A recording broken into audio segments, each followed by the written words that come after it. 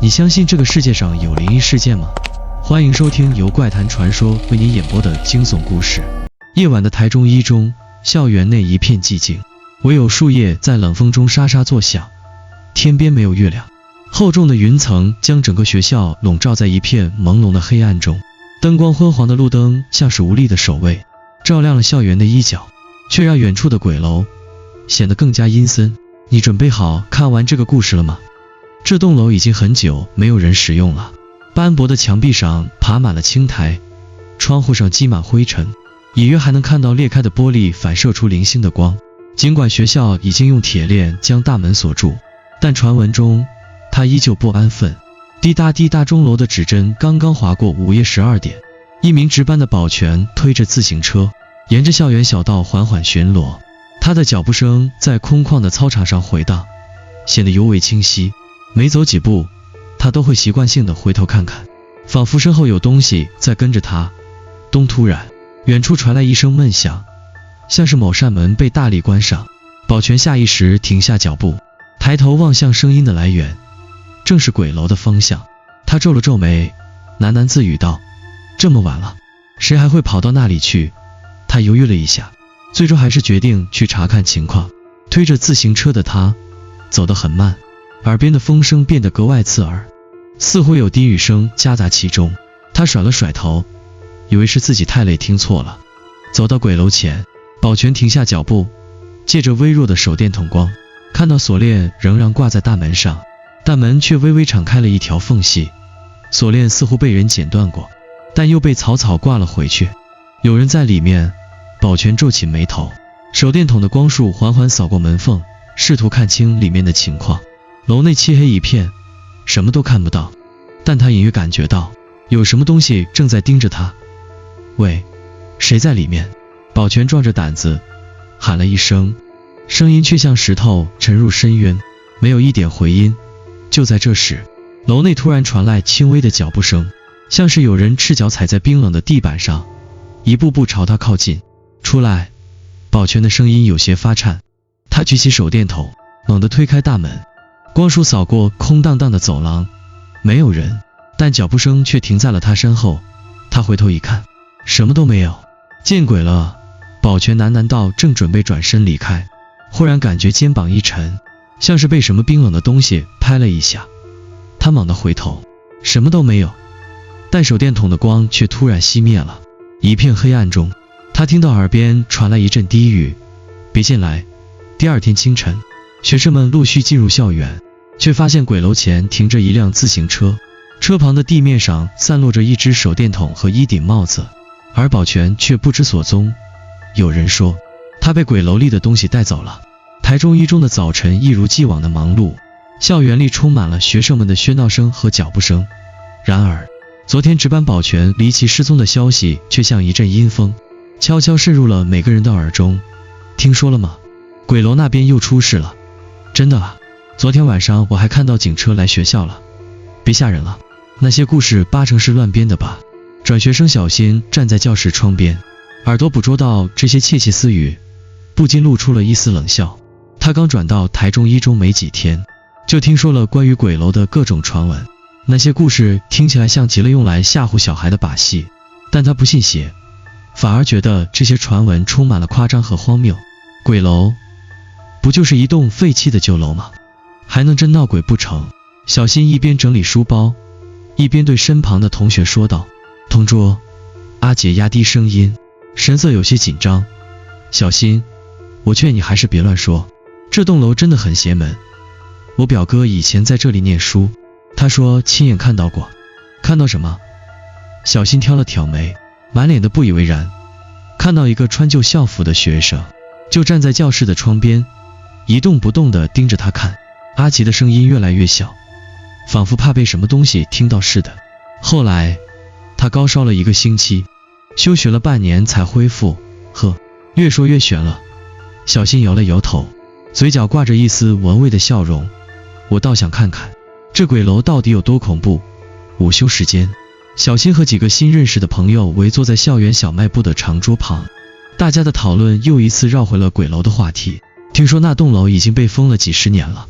一个女生压低声音说道。学校每年都会找人清理，但每次去清理的人都说楼里太冷，像进了冰窖一样。这有什么稀奇的？老楼嘛，肯定潮湿阴冷。小新耸了耸肩，语气中带着一丝不屑。另一个男生接过话，还有更吓人的，之前有一届毕业生拍毕业照，背景就是鬼楼，结果照片洗出来后，发现楼顶上站着一个模糊的人影，后来那张照片就被学校收走了。照片收走了，这不是更说明是假的吗？小新笑着说，但他的眼神中闪过一丝好奇。他喜欢这种神秘又刺激的事情，越是被渲染的恐怖，他越是想亲自验证真伪。就在这时，阿杰突然提议，要不我们今晚去鬼楼看看？你疯了吧？女生吓得差点打翻手里的饮料。怕什么？大家一起去，没事的。阿杰强装镇定，但语气中明显透着一丝心虚。小新眼睛一亮，拍了拍桌子，好啊，我正想看看这鬼楼到底有多可怕。其他人你看看我，我看看你。犹豫了一阵，最终还是被小新的大胆和好奇心所感染，勉强答应了这场冒险计划。随着夜幕降临，校园变得寂静无声，只有微风吹动树叶的沙沙声回荡在空气中。小新和他的朋友们背着手电筒和零食，悄悄溜出了宿舍，朝着鬼楼的方向走去。昏黄的路灯将他们的影子拉得老长，前方的鬼楼像一头蛰伏的巨兽，静静地等待着他们的到来。阿杰的脚步越来越慢，几次想开口劝退，却又咽下了话。小新站在鬼楼门前，抬头看着这栋破旧的建筑，墙上的裂缝像是张开的嘴，似乎在欢迎他们进入。他的手轻轻推开了那扇虚掩的门，门轴发出刺耳的吱呀声。欢迎光临鬼楼探险，小新半开玩笑地说道，举起手电筒照向楼内，带头迈了进去。其他人面面相觑，最终还是跟了上去。门在他们身后缓缓关上，发出一声低沉的咚，像是在宣告这场冒险的正式开始。鬼楼内的空气沉闷得令人窒息，仿佛连呼吸都会打破这里的平静。手电筒的光束在走廊上来回扫动，映出剥落的墙皮、散落的破桌椅，以及地面上厚厚的灰尘。走廊尽头的窗户透进微弱的月光，勉强能看清前方的轮廓。这里好冷啊，女生小雅搓胳膊，声音有些颤抖。废弃的楼吗？肯定冷。小新随口应了一句，尽管他也感到有些不对劲。楼内的寒冷不像是普通的阴凉，而是带着一种自古的湿气，让人从骨头里往外发冷。走快点，探完就回去。阿杰低声催促，他的目光四处游移，显然比谁都紧张。小新走在最前面，手电筒的光扫过一间间教室，那些教室里大多空无一物，只有残破的桌椅堆在角落，仿佛曾经的学生们突然消失，留下了这些无人收拾的痕迹。他们走到一间教室门口时，门上的玻璃突然反射出一抹微光。小新停下脚步，盯着玻璃看了一会儿，那光像是一双眼睛，正静静地注视着他。小新，你在看什么？阿杰的声音在他身后响起，把他从恍惚中拉了回来。他回头看了一眼，笑了笑，没什么，可能是反光，别吓我们了。小雅抱紧了胳膊，声音中带着些许埋怨。好了，继续走吧。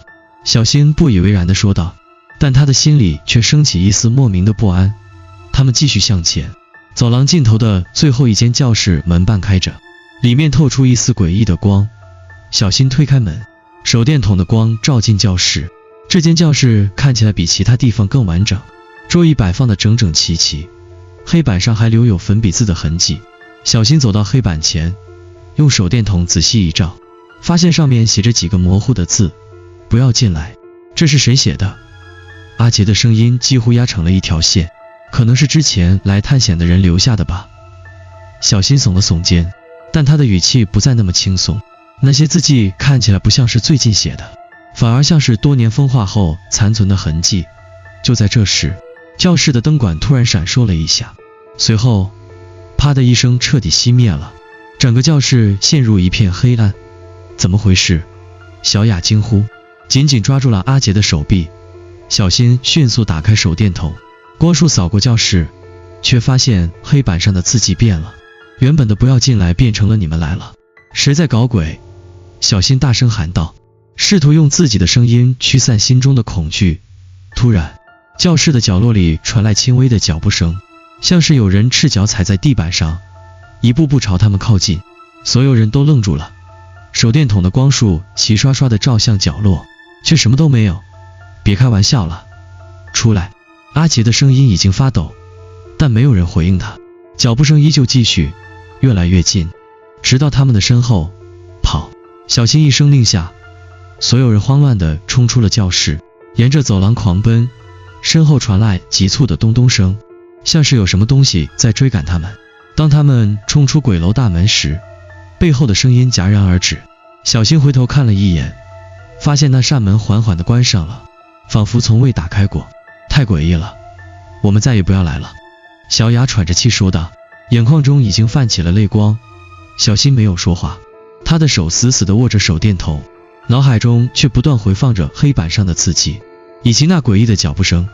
尽管他不愿承认，但他心底隐隐觉得，这栋楼里的东西似乎真的在等待着他们的到来。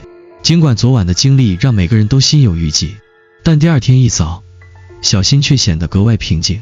他坐在教室里，翻看着课本，脑海中却反复浮现出黑板上的那句话：你们来了，难道真有鬼？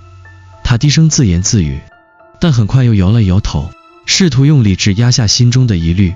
中午时分，阿杰凑到他身边，小声说道，小新，昨晚的事，你觉得是人为的，还是他没敢说出那个字，声音中透着一丝恐惧？还不好说，但我觉得有些地方不太对劲。小新的目光透着一丝坚定，比如那个黑板上的字，他不是用粉笔写的，更像是刻上去的。阿杰听得头皮发麻，你还想去查吗？我可不敢再去了。你不去，我自己去。小新合上书，语气中带着一丝倔强。他总觉得昨晚的经历不像是单纯的灵异事件，而是隐藏着某种秘密。放学后，小新悄悄溜进了学校的图书馆，翻找有关鬼楼的资料。他在一堆旧报纸和校史档案中找到了一个不起眼的文件夹，里面夹着一份泛黄的报纸，报纸上的标题赫然写着学生失踪事件，鬼楼沉浸地。小新仔细阅读，发现几十年前，这栋楼曾是学校的一部分，但在某个深夜，一名学生离奇失踪，最后只找到了一只鞋和一封写满诡异文字的信，信上的内容被校方封存。但从那以后，楼里就开始频繁传出奇怪的声音，甚至有学生声称看到失踪者的身影。最终，这栋楼被彻底封锁，成为校园的禁地。失踪学生，写满诡异文字的信，小新喃喃道，心中的好奇心被点燃。他隐约觉得这些事件和昨晚的经历之间存在某种联系。晚饭后，他再次召集了昨晚的几位同伴，试图说服他们一起再去鬼楼探险。你疯了吧？小雅几乎是喊出来的。昨晚的事你忘了吗？我们差点就回不来了。我知道很危险，但你们不觉得奇怪吗？为什么那栋楼会有那么多传闻，还有黑板上的字迹？它像是在提醒我们什么？小新语气坚定，试图说服他们。可我们能做什么？阿杰皱着眉头，如果真有鬼，我们去了又能怎么样？或许并不是鬼，而是某种未解开的秘密。小新的目光扫过众人，如果你们不去，我一个人也会去。最终，阿杰和另一个男生小凯勉强同意了，小雅则坚决拒绝，选择留在宿舍。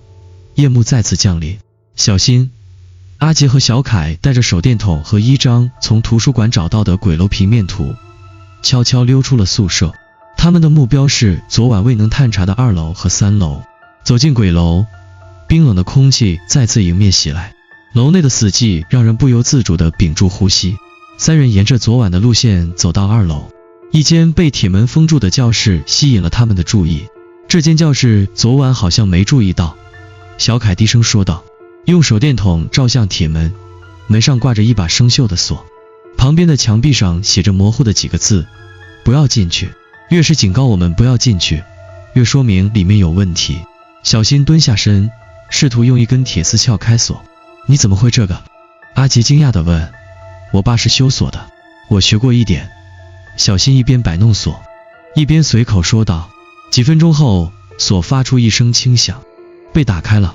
三人推开铁门，发现教室里摆放着一张老旧的讲台，讲台上散落着几本泛黄的笔记本。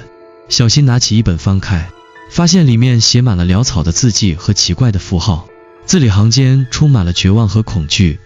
这是什么？小凯凑过来，皱着眉头盯着那些文字，像是某种日记。小新翻到最后一页，发现一行用红笔写下的字：他们来了，但我出不去了。什么意思？阿杰的声音开始发颤。或许这里真的困着什么东西。小新低声说道，语气中带着一丝不安。突然，教室的灯管再次闪烁，紧接着一阵低沉的脚步声从走廊传来，越来越近。三人对视一眼，眼中写满了恐惧。快躲起来！小新低声喊道，拉着两人躲到讲台后面，屏住呼吸。脚步声停在了门口，随后一道黑影缓缓地走了进来。黑影的出现让空气变得更加压抑，三人躲在讲台后，连呼吸都不敢发出声音。手电筒的光早已被关掉，黑暗中只能听到彼此急促的心跳声。那道黑影缓缓走进教室，脚步声轻而沉，每一步都像是踩在他们的神经上。小新屏住呼吸，从讲台的缝隙中偷偷向外看去，借着窗外微弱的月光，他隐约看到一个模糊的身影，穿着破旧的校服，头发凌乱地垂在脸庞。那人没有抬头，只是缓缓地移动，似乎在寻找什么。小新怎么办？阿杰用极低的声音问，声音中透着明显的恐惧。别动，等他离开。小新也压低声音回应，但他的手却悄悄摸向口袋里的手机。他想录下这一切，证明昨晚的经历并不是幻觉。黑影在教室里停顿了一会儿，随后转身朝他们的方向走来。小新的心提到了嗓子眼，手指在手机屏幕上颤抖着按下了录像键。黑影的脚步声越来越近，直到他站在讲台前停下。小新能感觉到他就在自己头顶的另一侧，隔着讲台几乎能听到对方低沉的呼吸声。突然，黑影低下头，发出了一声低哑的呢喃：你们来了。这一句话让三人几乎崩溃。小凯的手紧紧抓住阿杰的衣袖，眼中充满了恐惧，而小新则咬紧牙关，强迫自己冷静下来。就在黑影似乎要绕过讲台时，教室外突然传来一阵刺耳的铃声，那是小凯的手机。他慌乱中忘记关掉的闹钟响了。黑影猛地转过身，发出了一声尖锐的嘶吼，声音刺得三人耳膜生疼。小新趁着这短暂的混乱，一把拉起阿杰和小凯，冲出了教室。快跑！他大喊道。三人跌跌撞撞地冲下楼梯，身后的黑影紧追不舍，脚步声如同催命的鼓点。当他们冲出鬼楼大门时，背后的脚步声戛然而止。三人气喘吁吁地停下脚步，回头看向那栋楼，发现大门已经重新紧闭，仿佛从未被打开过。这到底是什么鬼地方？小凯几乎是哭喊着说道，整个人瘫坐在地上。小新没有回答，他拿出手机，打开刚刚录下的视频，然而屏幕上却一片漆黑，只有杂乱的噪音，根本没有任何影响。怎么会这样？他喃喃道，手指颤抖着滑动屏幕，试图找到更多的线索。阿杰注意到他的表情，问道，录到什么了吗？小新摇了摇头，什么都没有，只有噪音。正当他们松了一口气，准备离开时，手机屏幕突然闪了一下，画面中出现了一张模糊的脸，正对着镜头，嘴角微微上扬，像是在笑。小新的手一松，手机掉在了地上，屏幕碎裂，画面消失。快走！他喊了一声，拉着两人朝宿舍方向跑去。这一次，没有人再回头看那栋鬼楼一眼。然而，当他们回到宿舍时，却发现宿舍门被锁住了，窗户里没有一点光亮。小新敲了敲门，却没有人回应。奇怪，现在应该有人值班啊。阿杰喃喃道。小凯绕到窗边，用力敲了几下玻璃，但依旧没有任何反应。就在他们准备打电话求助时，身后的空气突然变得冰冷，熟悉的脚步声再次响起。三人僵住了，缓缓回头，远处的黑暗中，一道模糊的影子正站在路灯下，头微微歪着，似乎在盯着他们。这不可能，小新喃喃道，声音中透着绝望。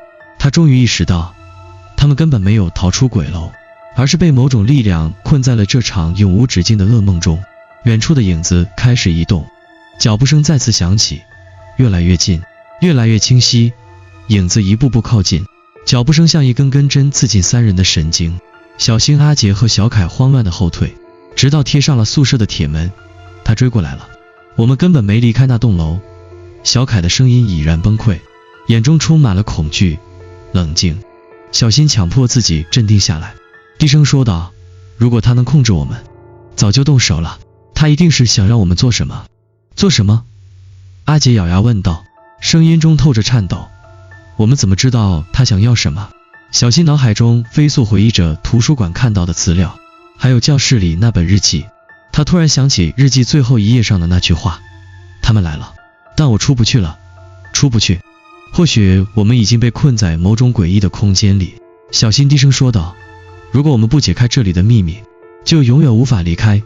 影子已经走到了路灯下，终于显露出他的模样。那是一个穿着旧校服的男孩，脸色苍白，眼神空洞，嘴角挂着一抹僵硬的笑容。他停下脚步，抬起手指向鬼楼的方向，他在示意我们回去。阿杰的声音因恐惧而颤抖，看来我们没有选择了。小新咬了咬牙，率先迈出一步，如果不去，我们可能会永远困在这里。三人互相扶持着，硬着头皮朝鬼楼走去，每一步都像是踩在刀尖上，空气中弥漫着令人窒息的寒意。走进鬼楼，楼内的灯管忽然亮了起来，发出刺眼的白光，与之前的阴暗不同。这一次，鬼楼内的每一处都清晰可见。怎么回事？昨晚这里不是没有电吗？阿杰低声说道，别管这些，继续往前走。小新握紧手电筒，带头朝2楼走去。他们再次来到昨晚的教室，那扇铁门已经大开，里面的桌椅摆放得整整齐齐，讲台上的日记本也不见了踪影，取而代之的是一面崭新的黑板，上面用鲜红的字写着，回到起点，答案在那里。回到起点，小凯疑惑地重复道，什么意思？可能是指1楼的某个地方。小新皱着眉头，脑海中飞速分析着可能的线索。他们迅速返回1楼，在走廊的尽头发现了一间之前没有注意到的储物间，门是虚掩着的，里面散发出一股浓重的霉味。推开门，三人走进储物间，发现里面堆满了破旧的课本和杂物，在角落里有一个用红布盖住的箱子。这是什么？阿杰问道，声音中透着一丝不安。打开看看。小新深吸一口气，伸手掀开红布，箱子里放着一张泛黄的旧照片，上面是几十年前的学生们的合影。小新仔细看着照片，发现其中一个学生正是他们刚才看到的黑影，是他。小凯惊呼道，这是那个鬼。照片的背面写着一行字，救救我，我被困在这里。他不是鬼，他是当年失踪的学生。小新猛地抬头，语气中透着一丝震惊，他在求救。求救？阿杰难以置信地问。他害得我们差点死掉，现在还要我们救他？或许他只是被某种力量困在这里，无法离开。小新低声说道，我们得找到更多线索。就在这时，储物间的门突然砰的一声关上了，灯光熄灭，整个房间陷入黑暗，墙壁上隐约浮现出血红的字迹，时间到了。紧接着，一阵刺耳的尖笑声在房间内回荡，仿佛无数人在嘲笑他们的无助。三人紧紧靠在一起，手电筒的光束来回扫动，却什么都看不到。现在怎么办？小凯的声音几乎带着哭腔。别慌，我们一定能找到出路。小新强迫自己冷静，伸手摸向墙壁，试图找到开关或按门。突然，地面开始震动，墙壁上的字迹变成了一个巨大的漩涡，疯狂地吸引着他们的目光。漩涡中传来低沉的声音，想离开就必须完成我的心愿。你的心愿是什么？小新大声问道，试图和那个声音对话。漩涡中浮现出一行模糊的字，找到真相，解开诅咒。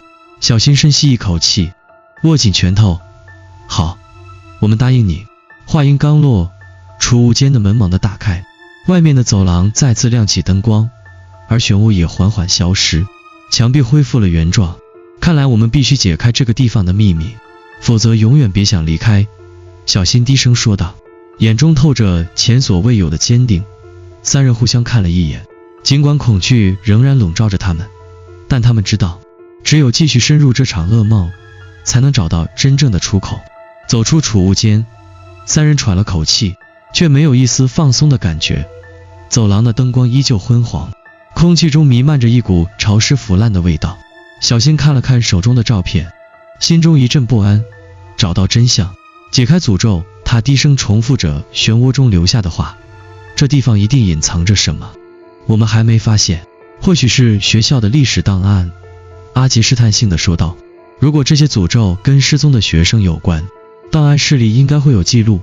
档案室在3楼，小凯声音发颤地补充道，可3楼不是传闻中最邪门的地方吗？我们已经没得选了。小新咬了咬牙，转身朝楼梯走去。越危险的地方，越可能藏着答案。三人扶着摇摇欲坠的扶手，缓缓走上3楼，每一步都发出刺耳的吱嘎声，仿佛整栋楼都在抗议他们的到来。3楼的走廊空荡而诡异，墙壁上斑驳的痕迹像是被什么利爪抓过。档案室的门半掩着，里面透出微弱的光。有光？阿杰皱眉，这里怎么可能有电？管不了那么多了。小新推开门，里面的景象让三人同时愣住。档案室的墙壁上挂满了黑白照片，每一张都是学生的合影，他们的脸上带着僵硬的微笑，眼神却透着无法言喻的空洞。这些是失踪的学生吗？小凯声音颤抖，目光停留在照片上。很可能是。小新环顾四周，发现房间中央的桌子上放着一叠发黄的文件。他走上前，翻开最上面的一份，发现是几十年前的学生名单，这里有个名字被划掉了。他指着其中一行，陈志明，跟照片里的那个男孩同名，划掉是什么意思？他死了吗？阿杰问道。不一定。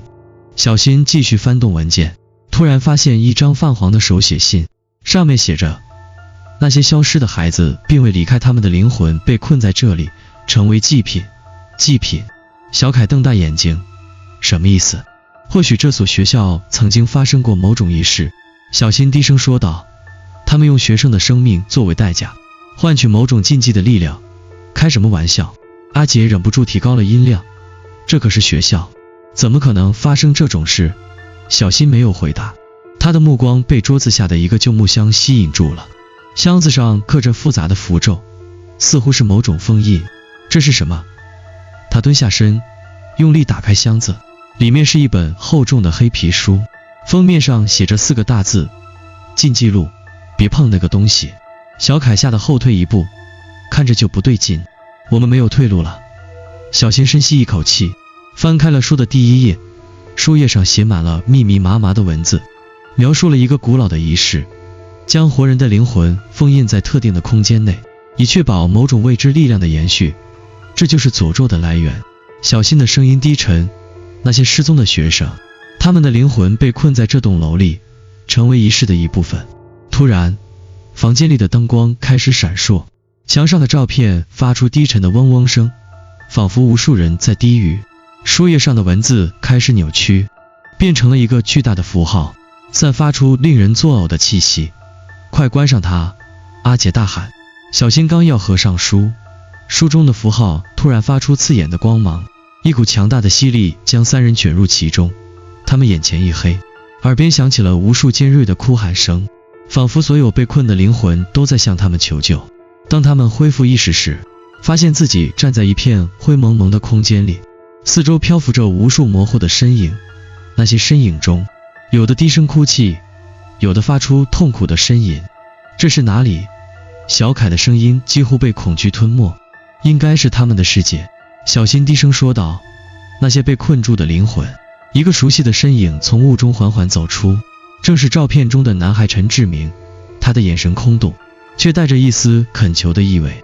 救救我们！他低声说道，声音中透着绝望。找到钥匙，打开封印。钥匙？什么钥匙？小新急切地问。男孩没有回答，只是指向远处的一座高塔，塔的顶端闪烁着微弱的红光，像是一颗跳动的心脏。看来我们得去那里。小新看向同伴，眼中充满了决绝。这是唯一的办法。三人互相点了点头，朝着高塔的方向迈出了步伐。尽管他们的内心充满了恐惧，但也燃起了一丝希望。然而，他们不知道，这趟旅程将让他们面对最深的恐惧，也将揭开一个更可怕的秘密。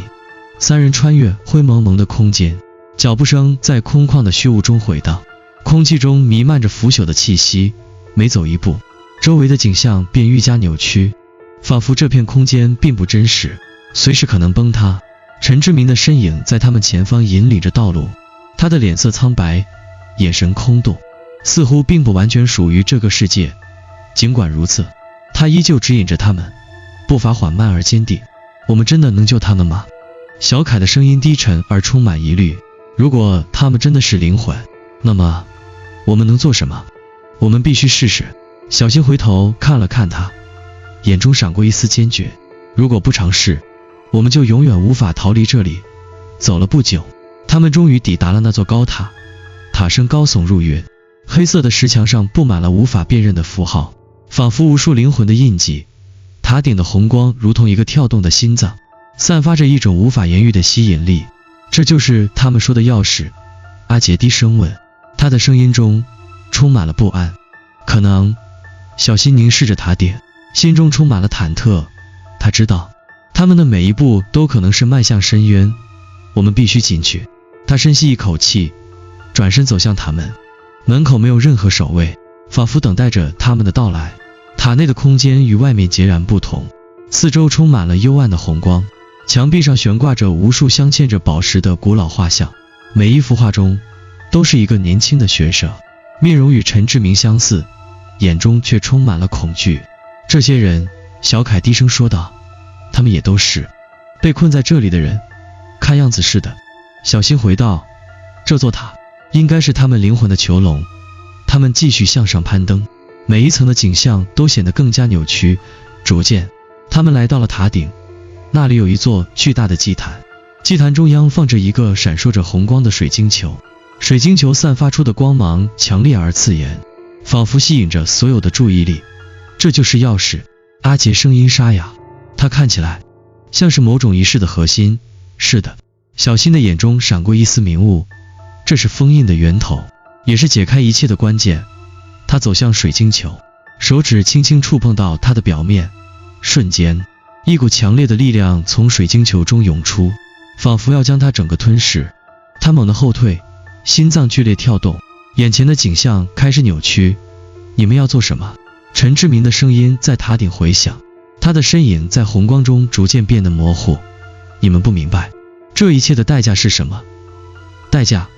小新瞪大眼睛，你是说，如果我们解开封印，会有什么后果？你们不能知道。陈志明的声音变得低沉而痛苦，每个人的灵魂都要付出代价。你们解开封印，释放了我们，也就意味着你们将取代我们，永远困在这里。不！阿杰突然大喊，我们不能成为你们，我们要活着离开。如果你们选择解开封印，就必须接受代价。陈志明的声音越来越远，仿佛被某种力量压制住了。小新紧紧握住水晶球，心中一片混乱。他看着周围的灵魂，听着他们低语的声音，仿佛他们在诉说着无尽的痛苦与挣扎。我们没有选择。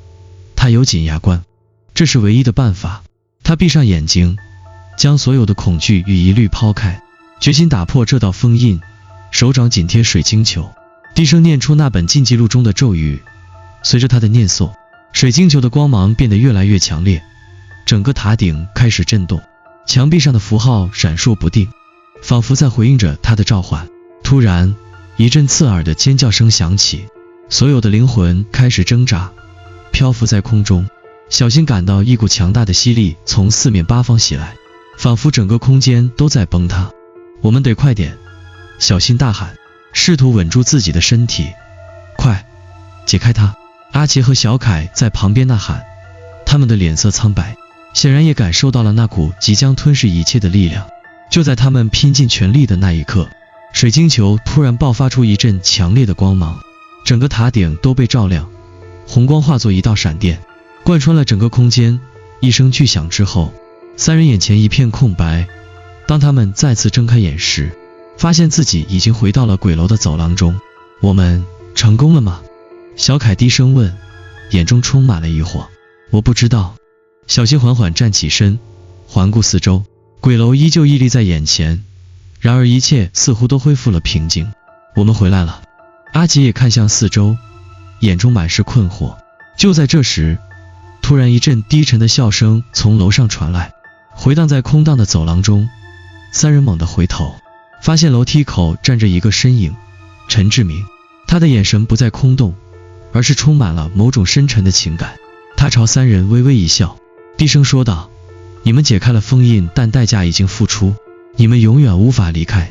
一阵寒气袭来，三人瞬间明白，他们的噩梦才刚刚开始。陈志明的笑容如同寒风刺骨，透过他的眼睛，小仙、阿杰和小凯感受到一种无形的压迫感，仿佛每一分每一秒都在被无情的吞噬。你是什么意思？小新声音颤抖，尽管他强迫自己保持冷静，但内心的恐惧已经无法抑制。你们解开了封印，释放了我们，也让自己成为了新的囚徒。陈志明缓缓走近，脚步声在空荡的走廊中回响。你们以为自己能逃脱吗？不，你们将永远困在这里，成为下一个轮回的一部分。轮回？阿杰几乎不敢相信自己的耳朵。我们不是已经解救了你们吗？我们不是放了你们，放了我们，你们放了的只是那些曾经的灵魂。陈志明的声音变得低沉而阴冷，而你们的灵魂将会取代我们，成为这里的一部分。小心！小凯的声音充满了恐惧，他是在说我们将永远被困在这里，成为那些灵魂的一员。小新的心跳加速，仿佛整个世界都在崩塌。他的脑海中不断回响着陈志明的话：你们将永远困在这里，成为下一个轮回的一部分。这不可能！他低声喊道：我们不能接受这种命运。命运？陈志明轻笑：你们从一开始就被选中了，你们的命运早已注定。他停下脚步，目光冷漠地注视着三人。你们解开了封印，却没能看到真正的代价。代价？小新的心脏几乎要跳出胸口。到底是什么代价？陈志明缓缓伸出手，指向楼梯的尽头，那里的阴影仿佛有生命般蠕动，像是无数的眼睛在窥视他们。代价就是你们的灵魂。他低声说道：你们以为释放了我们，但你们从未真正解救过我们。你们的灵魂已经被这座楼所吸引，成为永远的囚徒。小新的脑海中突然闪过一个念头，他们的灵魂已经被这座楼的诅咒所吞噬，成为了这片空间的一部分。无论他们如何挣扎，如何逃脱，这座楼的黑暗力量始终会将他们拉回。我们永远不能离开。阿杰的声音几乎崩溃：我们被困在这里，永远是的。陈志明的眼中闪过一丝冷漠：你们将成为这个轮回中的一部分，成为那些曾经失踪的学生，成为永远无法解脱的灵魂。你们的选择已经做出。他继续说道：无论你们如何抗拒，如何反抗，这座楼的诅咒将会把你们吞噬。小新猛地意识到，他们曾经看到的每一张照片，每一段历史都不是偶然的，每一个失踪的学生，每一张被困住的灵魂，都是这个诅咒的见证。我们，小新的声音哽咽，我们根本无法逃脱。是的。陈志明的笑容渐渐消失，取而代之的是一张空洞的面孔。你们已经是我们的一部分。就在这时，鬼楼的灯光忽然闪烁，整个楼道再次变得昏暗不明，空气中的压迫感愈加强烈。三人感到一股无法抗拒的力量将他们推向楼梯口。我们得走。小新突然意识到，或许这就是鬼楼的真正面目。它不仅仅是一个地方，更是一个困住灵魂的陷阱。他们没有回头，拼命地朝楼梯口奔去，然而每一步都仿佛被无形的力量拖住，脚步越来越沉重，仿佛有无数的灵魂在拉着他们。快点！小新喊道，眼中充满了恐惧和决心。就在他们快要到达楼梯口时，楼道的尽头传来了一阵低沉的笑声，那声音仿佛穿透了他们的心灵，让他们的身体无法动弹。你们以为能逃脱吗？陈志明的声音再次回响，仿佛从四面八方传来。你们解开了封印，但你们永远无法离开这里。突然，楼道的尽头出现了一个黑影，那个黑影缓缓向他们逼近，那是一个模糊的身影，仿佛由无数灵魂交织而成，眼中闪烁着无法言喻的痛苦与愤怒。小心，阿杰，快走！小凯突然大喊，拼尽全力拉着小新和阿杰往楼梯口冲去。然而，就在他们即将踏上最后一步时，黑影猛地扑了过来，瞬间将他们吞噬。你们永远都无法逃脱。黑影低声说道，声音中充满了诅咒的力量。三人感到一股强大的吸力将他们拉入黑暗，他们的身体渐渐失去控制，灵魂仿佛被无形的锁链束缚，他们的眼前一片黑暗，耳边充斥着无数痛苦的呼喊声，仿佛所有被困的灵魂都在向他们诉说着无法言喻的痛苦。我们被困在这里了，小新低声说道，眼中闪烁着绝望的光芒。是的，阿杰的声音也充满了无力，我们永远无法离开。就在这时，黑暗中传来一声轻轻的叹息，那是陈志明的声音，你们已经成为我们的一部分。随着那句话的落下，三人感到一股强烈的拉力将他们拉入深渊，仿佛进入了一个永无尽头的轮回。鬼楼的诅咒已经永远困住了他们的灵魂，成为这座楼的一部分，永远无法逃脱。